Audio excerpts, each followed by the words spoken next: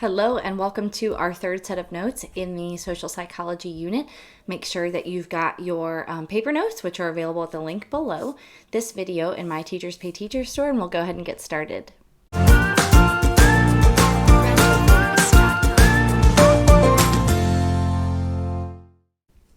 So first I want to spend just a minute here talking and really reminding you about the word antisocial. And we saw it in the abnormal psychology unit. And I want to remind you that antisocial does not mean that someone is shy. Think of it as the opposite of a behavior that is pro-social. That would be one that promotes and encourages positive interaction, right? Altruistic behavior, kindness. So that means that antisocial would be the opposite, right? Aggression, prejudice, things that do not promote kindness and the positive feelings in social interaction. So it's good to just kind of have that foundation of knowledge there. So we're going to start by talking about prejudice. And it simply means prejudgment, right? It's an unjustifiable, normally negative attitude toward a group and its members. And that group is often one that's different from you, obviously, right? From a different culture, ethnic, or gender group. And the components include our beliefs, which are those stereotypes, the emotions around kind of the interaction with those groups of people with hostility, envy, fear, and the predisposition to act, right? Prejudice and our beliefs predispose us to then discriminate. It's important for you to note that prejudice often works not at the conscious level. Of course it is. It is at the conscious level, but even more so at the unconscious level. And many psychologists and sociologists would say that it's more of a knee-jerk response than it is a conscious decision. And my question is, to just kind of be devil's advocate here, is does that make it more or less excusable?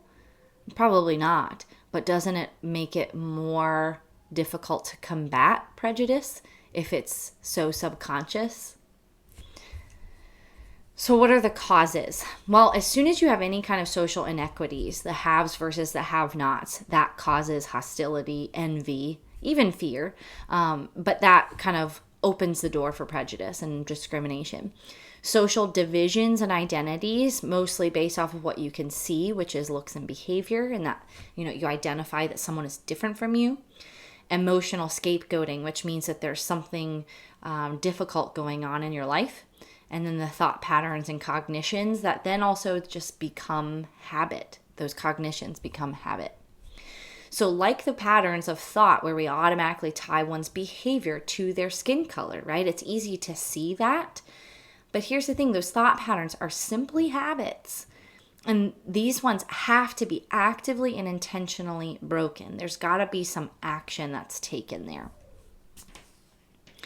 It's super important, I believe, in all of life, for folks to identify what an in-group versus an out-group is. And it's one of those things that seems so simple that why are we putting a name to it? But in my opinion, in this case, putting a name to it allows us to kind of change those cognitive processes, those thought processes around people who are different from us. So it's important to have this kind of basic knowledge. An in-group is people with whom one shares a common identity. So when you hear someone talking and they say us or we, they are identifying their in-group, people that they identify with. This can be as simple as people that you sit at lunch with every day, to your sports team that you play on, to your family, to your racial group, to your ethnic group, to your nationality, right? It can be very small to very big. But as soon as you are identifying the us, you identify the them based on the people who don't sit at your lunch table, who do not have your same skin color, who are not from your country or citizens of your country. And that is the out group, those perceived as different from one's in group. They are not my friends, right? So as soon as you identify the us, you identify the them. Where this gets really complicated is with in-group bias, the tendency to favor one's own group, and that can look in many different ways, but it's important to name that because of course you're biased to your own group. You identify with them and therefore you understand their idiosyncrasies, their tendencies, their thought processes, all of those, and that seems right. That seems normal to you, and therefore you identify things outside of that as abnormal, different, and therefore inferior. And a good, I guess, a big example of this, although it seems kind of frivolous compared to the very serious in-groups and out-groups based off of skin color, nationality, those sorts of things, is sports rivalries. And one of the biggest one, in college at least, is University of Michigan and Ohio State University. And that you oftentimes will hear sports fans talking about their biggest rivalry, and they always act this way and they always do that, right? And it doesn't have to be huge rivalries. It could be even the opponent you're facing in that particular game. But that's just an example of these. A really big thing that happened back in the 60s was with Jane Elliot. She was a third grade classroom teacher.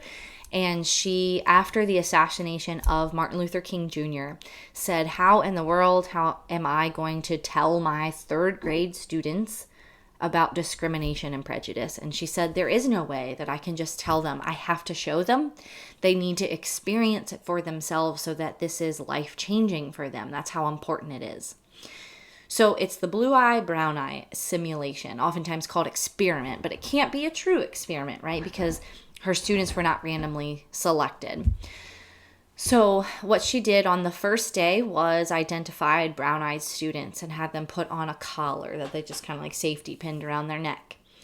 And she was very skilled in using things like confirmation bias, representativeness heuristics with prototyping, that kind of thing, to help her students just like signed, sealed, and delivered. We're all in and identifying the brown-eyed students as inferior to the blue-eyed students, right? She intentionally went about doing that. And what you saw within minutes, within an hour, who were best friends in their third grade classroom turned on each other.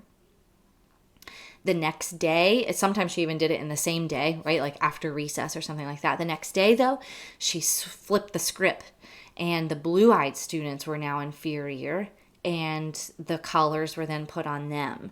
And again, she was very skilled, very talented at helping her students kind of buy into it. You know, they are younger and more naive. And it totally worked. You see things like learned helplessness, self-fulfilling prophecy, and stereotype threat. All of these things we're going to talk about in this unit happening. And she even says, and I highly encourage you to find her documentary, she says, what you saw was a microcosm of society in my third grade classroom, and how people live over a lifetime of feeling inferior and what that does to them. I really encourage you to watch that documentary. My classroom, we watch it every year. So don't worry if you're my student. We are going to watch this. And that leads us nicely or not so nicely to scapegoat theory. So when prejudice is an outlet for anger by providing someone to blame. And I'm sure you've heard of a scapegoat, but that's exactly what it is. It's finding someone to blame. And you have to look no further than really world, especially American history, to find examples. For instance, in World War II, the United States, with Japanese internment after the attack on Pearl Harbor, the blaming of Jews in Nazi Germany for years of economic despair during World War II, and then the lashing out against innocent Arab Americans after the Twin Towers attack on 9/11. And that when there's already that division and those roots of prejudice exist, and then something awful, traumatic, like economic despair, like an attack, happen, people quickly go to that scapegoating. And this leads to these cognitive roots. Our brains use and love shortcuts, right? Categories. We have nice little file folders in our brain, and we've talked about this, especially in development and even in cognition with schemas and concepts and prototypes. Our brain loves those. It does not like it when things don't fit in those little file folders. So we quickly categorize people into groups, those file folders in our brain, based off of easily identifiable traits, things we can see, looks and behaviors. And then anybody else who looks and behaves similarly, right, those identifiable traits, everyone else who has those acts the same way. Right? We make assumptions about anybody else that we identify in that group. That's the cognitive process of prejudice.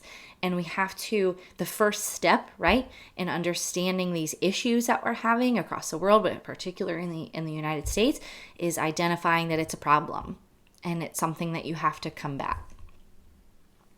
There's something called the just world phenomenon. And simply put, this means that it's essentially an understanding where someone believes that good things happen to good people and bad things happen to bad people. It's really simple, oftentimes subconscious, very subtle understandings.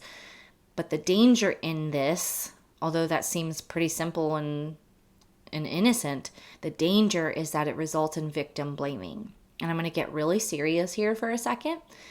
Oftentimes when you hear people talking about sexual assault cases, even rape, they say things like, well, her skirt was really short. Her shirt was cut really low. She was acting in a certain way. She was asking for it.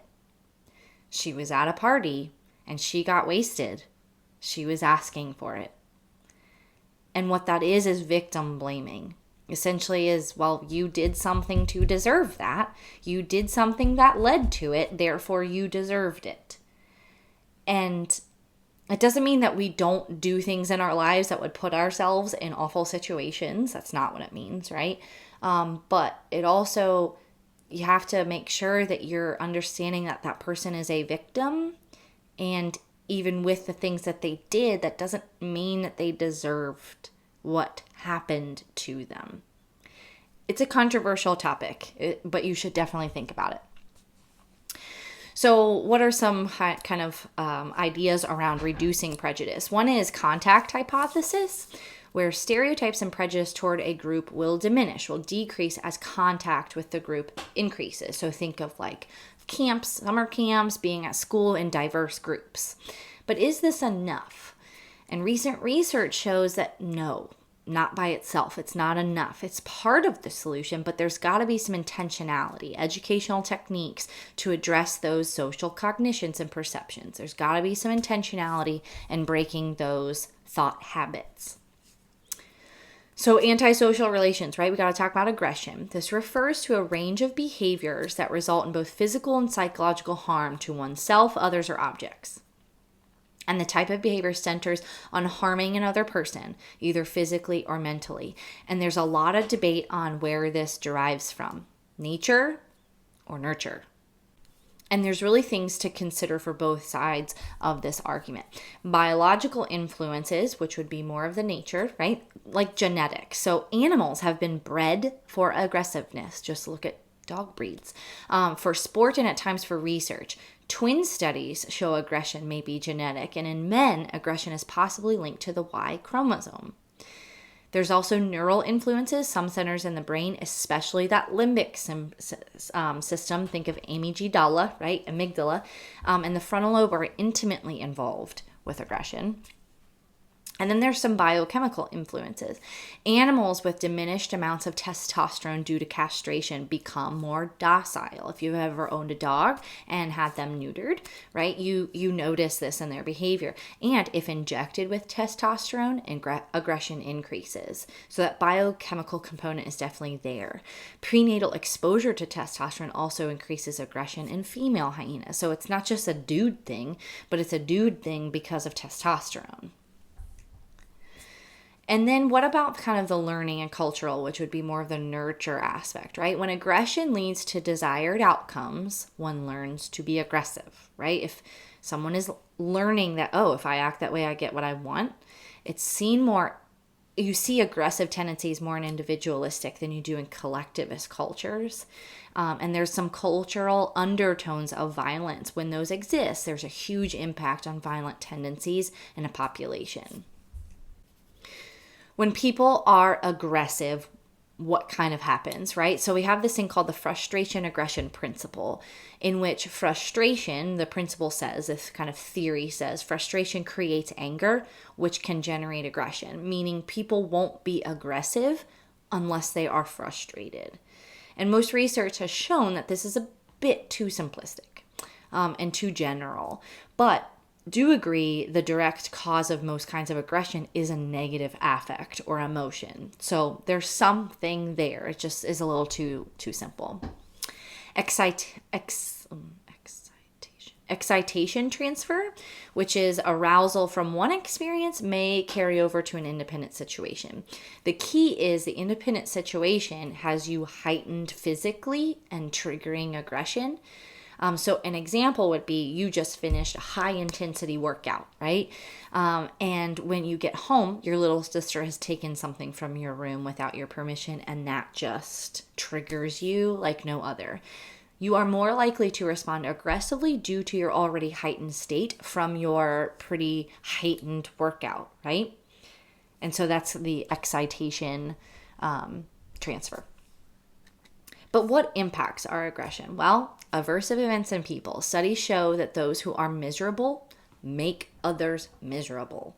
And we're going to see that on the flip side in our pro-social relations notes next.